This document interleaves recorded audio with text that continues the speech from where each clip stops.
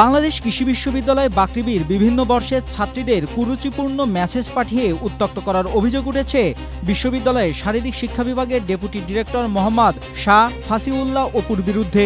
অভিযোগ রয়েছে তিনি বিশ্ববিদ্যালয়ের ব্যায়ামগারের গুরুত্বপূর্ণ দায়িত্বে থাকার সুবাদে বিভিন্নভাবে নারী শিক্ষার্থীদের মোবাইল নম্বর সংগ্রহ করতেন। পরবর্তীতে বিভিন্ন সময় তাদের বার্তা পাঠিয়ে ও ফোন দিয়ে বিরক্ত করতেন। ভুক্তভোগী শিক্ষার্থীদের সরবরাহ করা ডিজিটাল প্রমাণ ও স্ক্রিনশটে দেখা যায় অভিযুক্ত কর্মকর্তা ফাসিউল্লাহ অপু বিভিন্ন সময়ে ছাত্রীদের মেসেজ দিয়েছেন, প্লিজ একটু কথা বলো না, প্লিজ উত্তর দাও না কেন ইত্যাদি। উত্তর না পেয়ে ফোন দিয়েও বিরক্ত করতেন। এমনকি একটি মেসেজে প্রস্তাব দেন, চলো আমরা বন্ধু হই। স্ট্রবেরি সুপার ডটেড ও ক্লাসিক ভ্যারিয়েন্টে সেন্সেশন জাগুক শিহরণ। তবে অভিযোগের বিষয়ে মোহাম্মদ শাহ ফাসিউল্লাহ অপুর কাছে জানতে চাইলে তিনি জানান, হ্যাকাররা তার ডিজিটাল মাধ্যমগুলো হ্যাক করে এসব বার্তা অন্যদের পাঠিয়েছে। তিনি কখনো এসব বার্তা পাঠাননি।